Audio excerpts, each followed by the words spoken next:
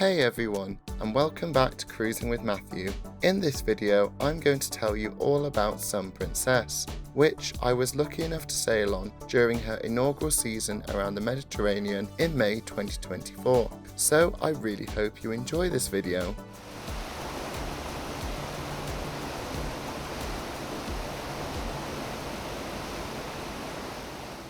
Sun Princess was launched in February 2024 and weighs in at over 177,000 gross tonnes with a capacity of 4,300 passengers and 1,500 crew across 21 passenger decks. At the time of recording, she's the largest ship in the Princess fleet, as well as being the largest ship ever constructed in Italy.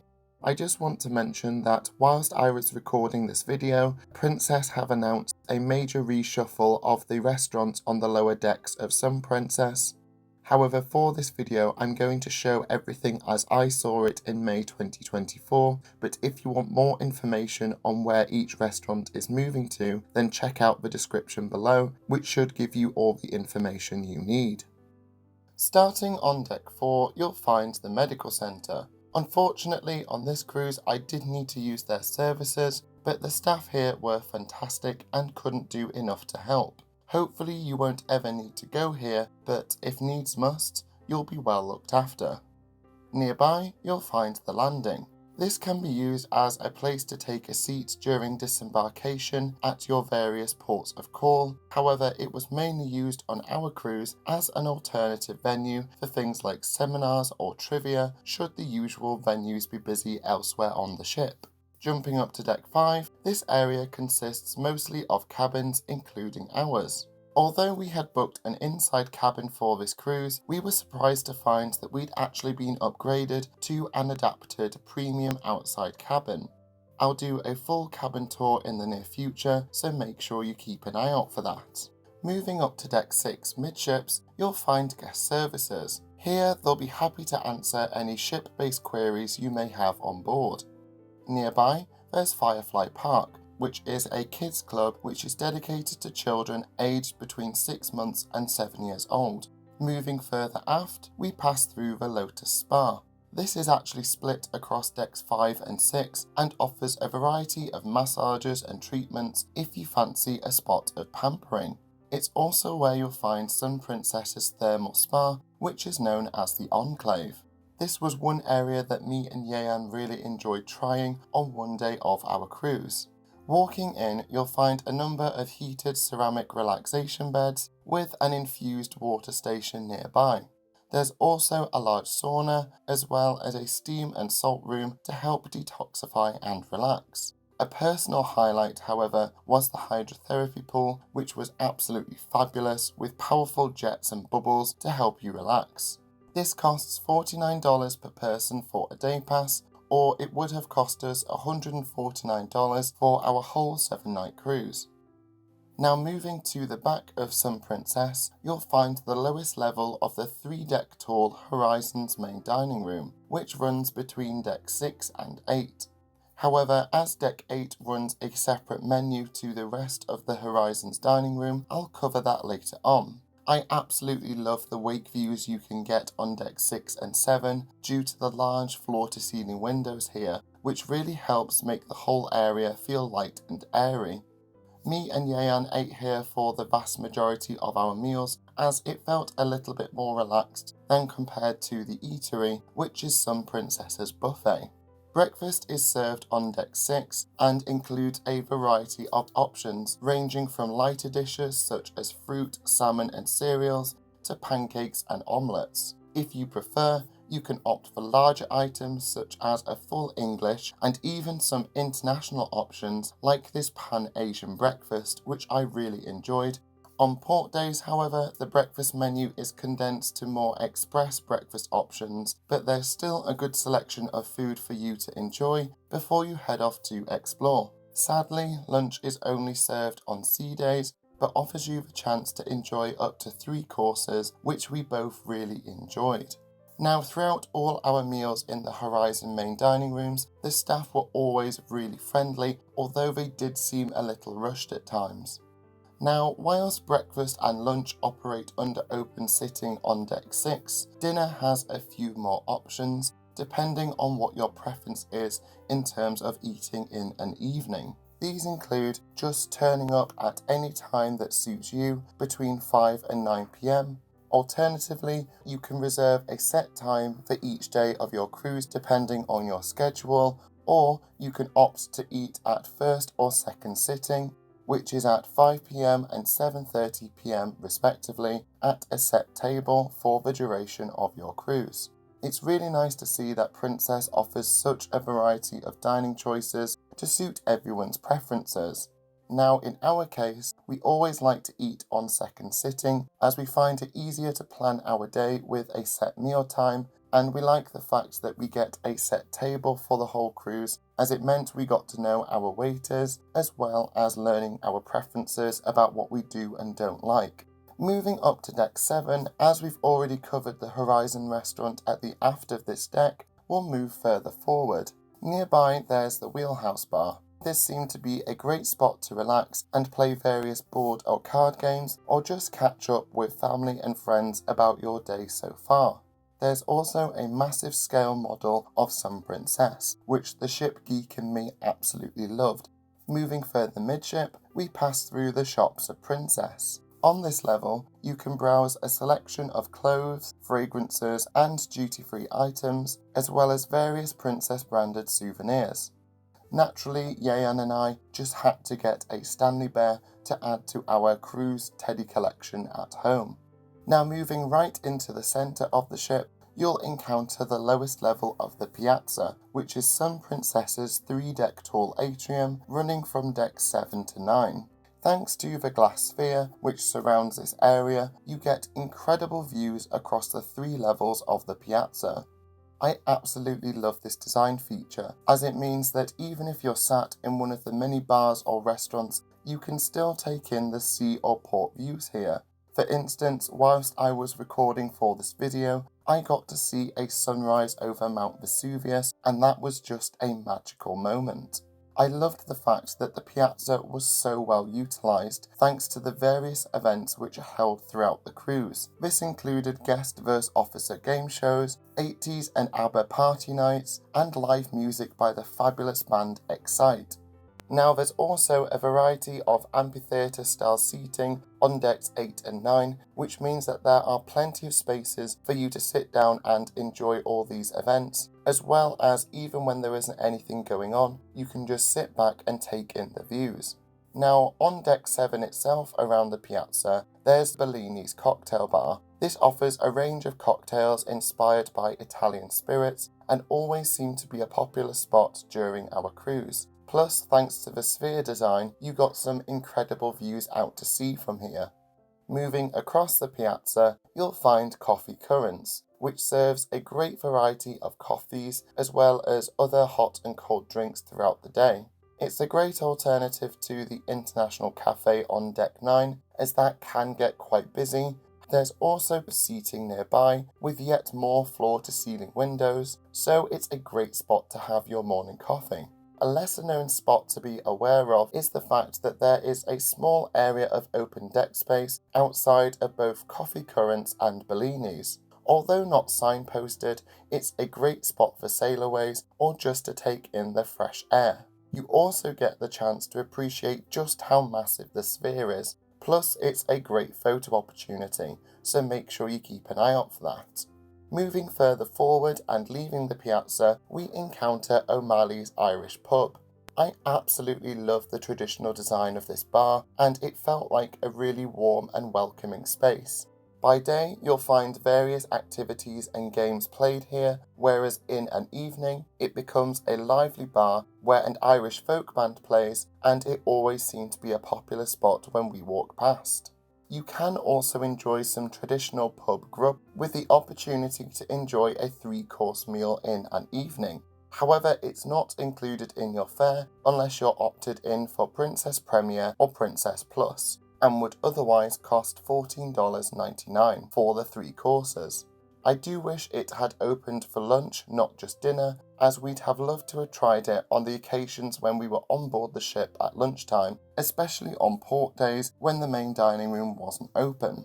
Nearby you'll find the gelataria, which is where you can purchase extra charge gelato in a variety of flavours, as well as being able to choose your own toppings and sauces. Opposite the gelataria, you'll find Princess Live. This popular venue was another favourite of ours, as we loved the number of trivia sessions held here, and we always found them to be good fun, even if we never won any. On sea days, you'll find bingo being held here, as well as lectures from various guest speakers covering the ports that you're visiting, as well as any history relevant to the regions that you're sailing through. In an evening, there's more trivia and game shows held here, as well as various live music. I also really enjoyed the Laugh Lounge, which is held here every night, as you get the chance to listen to various comedians throughout your cruise, so definitely something to look for. Moving further forward on this deck, we pass by Good Spirits at Sea. This area specialises in unique cocktails which you won't find anywhere else on Sun Princess. This is also where you'll find cocktail making experiences where you can learn from the bar's mixologists, although for the majority of the time it's a lovely intimate bar where you can sit back and relax with a fabulous cocktail. Next door, you'll find the Crown Grill. This specialises in steak and seafood and is a firm favourite on board any Princess ship. However, do note this can get booked up really quickly before your cruise, so if you're really wanting to dine here, I'd recommend sourcing a reservation as soon as you book your cruise. Although we didn't dine here ourselves, I really liked the sophisticated vibe of this place, and I'm sure you'd have a fantastic meal if you decide to go here. Moving further forward, you'll find the Kids Club, Neon Groove and the Underground. These are for children aged 8 to 12 and teenagers 13 to 17 respectively. Now right at the front of Deck 7 you'll encounter the Princess Arena, which is the main theatre for Sun Princess. This spans both Decks 7 and 8 and is arranged as a theatre in the round. This is completely different to any other Princess ship, as all their other ships have the traditional raked theatre seating. Although it's a cool idea in theory, I felt the theatre itself was way too small, therefore getting here early is an absolute must for the production shows. Do note that if you're Princess Premier, you get a portion of seating reserved for you for production shows, which was a nice touch. During our cruise, we saw the fabulous vocalists Hannah Howie and Jason Keeler on separate nights, and we found them to be both super talented and a joy to listen to. As for the theatre cast, we got to see 2 full-scale production shows during our 7-night cruise. This included Fiera, which was set in a fairground at the turn of the 1900s, as well as Viva la Musica, which celebrates all things Latin America and was packed full of high-energy song and dance routines. It also turned out that we were the very first passengers to see it, which I thought was really cool and felt quite special. Now, jumping up to Deck 8 and leaving the top of the Princess Arena, we pass through the Princess Casino. This offers a large range of games, tables and slot machines, so if you're a fan of going to the casino, I'm sure you're going to find something that you like here. It always seemed to be popular during the evening, and there's also a bar nearby, so you can have a few drinks throughout your time here. Moving midships, we enter the Piazza once again on its middle level. This is where you'll find Spellbound, which is made in collaboration with the Magic Castle. This extra charge speciality venue costs $149 per person and combines a themed meal which is held in a private portion of the main dining room, as well as a magic show along with interactive events throughout the evening in a hidden bar and piano room. Opposite, you'll find Crooners, which shaped up to be one of our favourite bars to enjoy a pre-dinner drink at.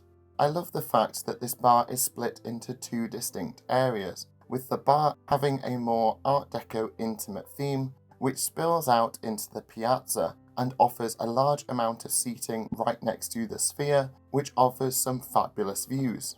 This was always our favourite spot, sitting here during sailaways as you got to enjoy a few cocktails whilst watching some princess manoeuvre out of port. In addition to the standard bar menu, Crooners also has its own distinct set of cocktails, which me and Yeyan loved. Crooners was also where live music was performed, so it just helped make our pre-dinner drinks feel that bit more special. Across the piazza, you'll find Kai Sushi. This is a new specialty restaurant made in collaboration with Makoto Okuwa to offer a range of sushi and other Japanese dishes. Here you can opt for a set menu costing $25 per person, or if you prefer, you can choose items a la carte. Nearby to Kai Sushi, you'll find Oceanfront. This is the place to go if you want to accessorize your medallion with items like wrist straps, necklaces, and things like that. It also doubles up as a medallion support area should you have any issues with either the app or the medallion itself. Leaving the piazza, we come across Umai Teppanyaki and Hot Pot. These are two new specialty restaurants for Princess, costing $45 each. At Teppanyaki, you can enjoy this Japanese steakhouse with a skilled chef serving you both a fantastic meal and giving you a bit of theatrical flair along the way. Whereas at Umai, you get to create your own meal by choosing a style of broth before selecting an option of either seafood, meat or vegetable platters and boiling it up your own way. Moving further aft, we pass through the shops of Princess once again. However, on this level, it offers more premium items such as jewellery, watches, cosmetics and things like that. So if you're wanting something extra special, then I'm sure this area would be a great place to get some retail therapy. Moving further aft, we come across Sabatini's Italian Trattoria. Redesigned for some Princess, I absolutely love the decor of this venue as it immediately feels like you're in an area of Tuscany in Italy, enjoying a sophisticated meal in intimate surroundings. Now, as we had the Princess Premier package, which at the time only included 2 specialty meals, although this has now been upgraded to unlimited specialty meals, we decided to go for Sabatini's, and it certainly didn't disappoint, as the waiters were so attentive and did a great job of explaining each dish, which really helped make the whole meal feel like an experience. Now, I'd urge you to arrive here on an empty stomach, as Sabatini's offers up to 6 courses, and although they are portion sized fairly well, you'll want to make sure you can try everything as they all tasted so good. And we were also really impressed with how good they were at accommodating Yeyan's dairy intolerance, so a big well done to Princess for this.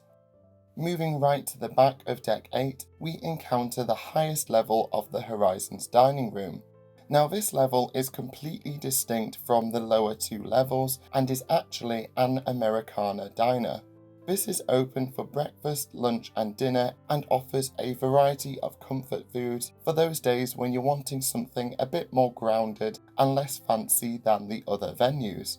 The menu is extensive. You can enjoy a range of foods including burgers, fish and chips, fried chicken, ribs and even a steak option as well. You also can choose from a variety of sides, although do be warned, they are basically meals in themselves as well. Desserts were just as good, offering a variety of simple yet tasty food, which always put a smile on my face. They also offer a number of nostalgic drinks alongside their usual bar menu. This includes things like Coke and root beer floats, as well as milkshakes. Stepping outside on Deck 8, you encounter the fabulous Wakeview Terrace. Here you'll find a good number of deck chairs as well as a few comfy shaded daybeds which always seemed really popular. Nearby there's a decently sized infinity pool with 2 hot tubs. The Wakeview Terrace also has its own dedicated bar, meaning that you're never too far away from grabbing your favourite drink, which is always a plus. Now do note that there is a small smoking area nearby, but the smell of smoke never lingered too much, so I doubt it would cause much of a problem here. The Wakeview Terrace is essentially a continuation of the promenade deck, which is situated on Deck 9, and is accessible via lifts all these large sweeping stairs. This promenade only runs to the midships portion of the deck, and I was sad to see that there were large glass screens running along its entire length. Although they are transparent, I felt it wasn't the same as being able to look out to sea from a traditional promenade deck railing. However, I'm sure it's due to health and safety, as well as the fact that these taller screens act as a much better windbreak. Even with these issues, we still enjoyed walking around this space, and it was nice to see the promenade deck being well utilised with lots of tables and chairs for people to eat outside from the various venues nearby. A great touch is the fact that the covered areas actually have their own heaters, so even if it's a bit chilly out, you can still sit out in the fresh air and be kept warm by these. Dotted along the promenade deck, you can enjoy a range of inclusive food options ranging from pizzas, burgers, tacos and ice cream. Stepping inside of Deck 9 on the aft portion of the ship, you encounter the eatery. This is Sun Princess's buffet and was probably the most impressive buffet I've encountered recently. Here they serve breakfast, lunch, dinner and late night snacks. It was also nice to see that the food is served to you so it feels a bit more hygienic and also helps control portion sizes. I was also impressed to see that there were a lot of food stations where food could be made fresh to order, so there was less chance of food being left to dry out or things like that. Although we only dined here on a handful of occasions, the food that we ate was really nice, and it felt like there was a good amount of space for the size of ship. Naturally, it does get busy at peak times, but a top tip is to use the seating situated right at the back of the ship, as it seemed to be a bit quieter than the seating situated right near the food stations themselves. Now, these back portions transform each night into two specialty dining options. The first being the Butcher's Block by Dario Cecchini. Costing $49 per person and new for Sun Princess, this restaurant is a dream for any meat lover as it offers a 8-course tasting menu highlighting different cuts of beef. It looks like a really fun social place where you can enjoy some good food along with some great company too. Opposite, you'll find The Catch by Rudy and costs $49 per person and was our second specialty meal on board Sun Princess.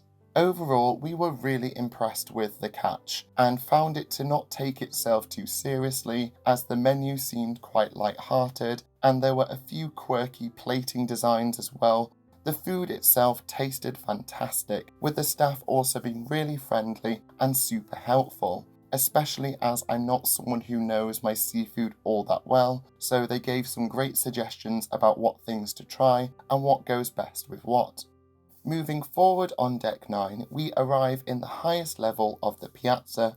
Here you'll find the International Cafe. This is a hugely popular part of the Piazza where you can order hot and cold drinks, although the true highlight is the fact that you can enjoy a variety of sweet or savoury treats throughout the day. These range from cakes and biscuits to sandwiches, pizza rolls and so much more, with it being a great spot just to grab a quick bite to eat if you're feeling peckish between meals.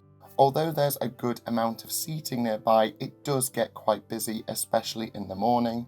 So if you're in a rush, I'd recommend looking for areas such as Coffee Currents, which has a similar menu of drinks but is on the bottom level of the Piazza and is often a fair bit quieter. Nearby, there is Go Princess, which is situated in both sides of the Piazza. On the starboard side, you'll find inspiration for booking your future cruise with Princess. During the day, there's several crew here to help you book your next Princess cruise on board, as well as being able to help with any queries you might have about the Captain's Circle, which is Princess's loyalty program. In contrast, across the Piazza on the port side, Princess Go doubles up as the ship's photo gallery where you can view any photos taken by the ship's photographer during your cruise.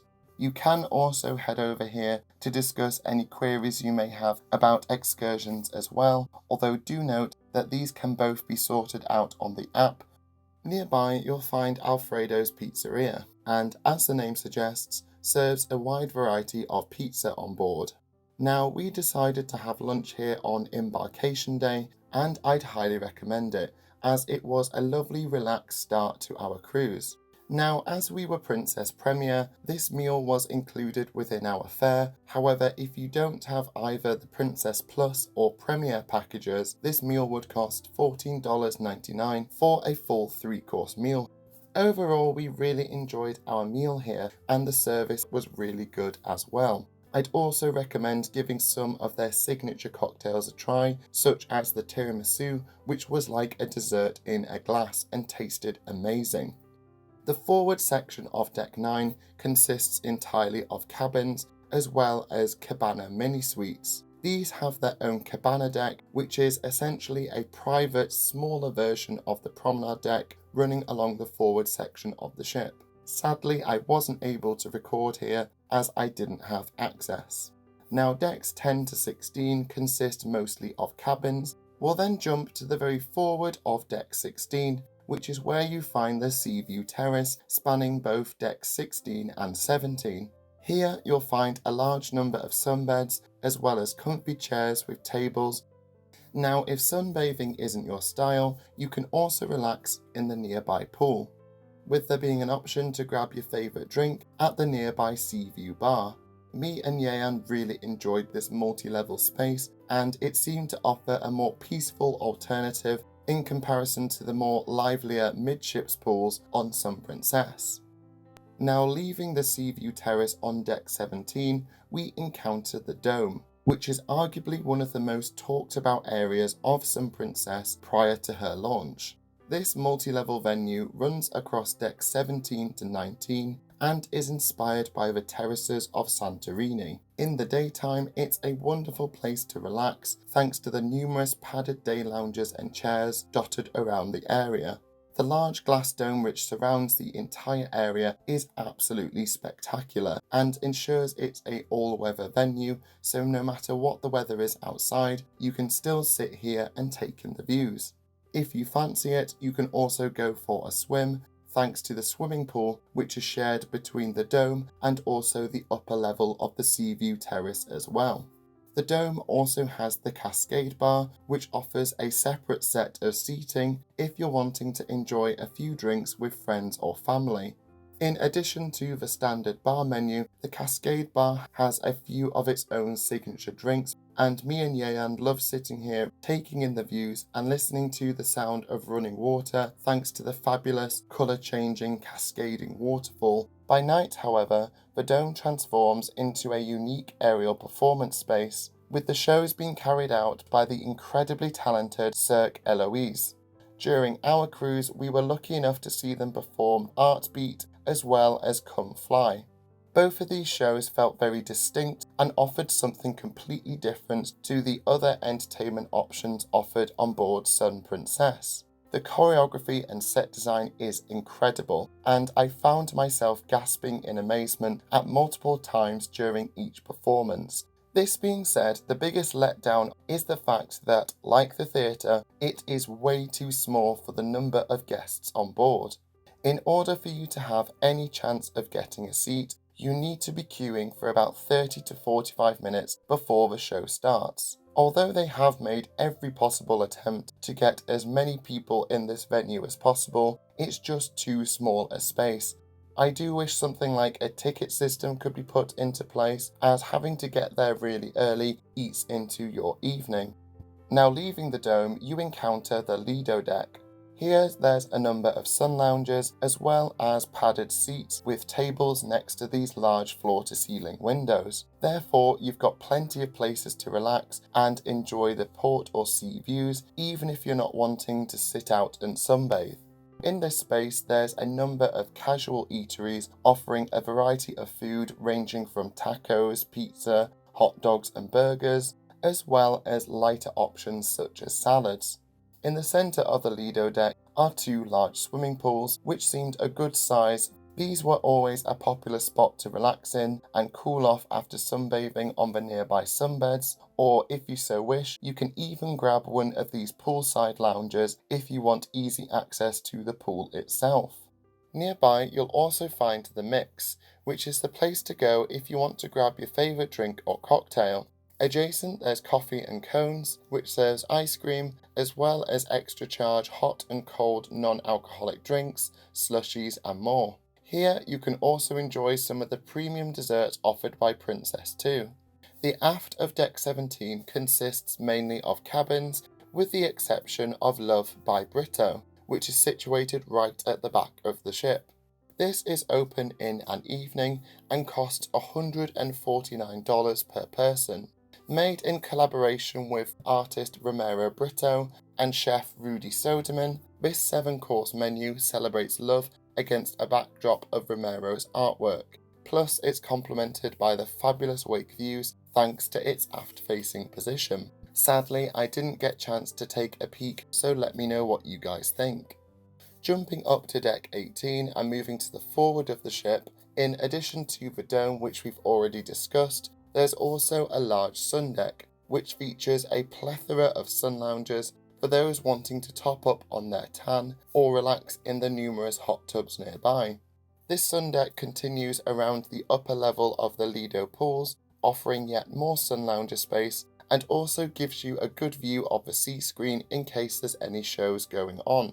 Stepping inside for a moment, you'll find the extensive fitness centre on board Sun Princess. Here, there's a large gym with treadmills, free weights and various gym machines, so if you're wanting to keep on top of your gym routine on holiday, then this is the place to go. There's also the fitness studio, which offers a range of yoga, spin classes and much more. Do note that some of these fitness classes do cost extra, but may be included if you've opted for Princess Plus or Princess Premier. Now, if you're fancying something a little less active, then you can head to the nearby Lotus Salon. This is the place to go if you fancy having any treatments such as manicures and pedicures, as well as the opportunity to go for hairstyling for both men and women if you so wish.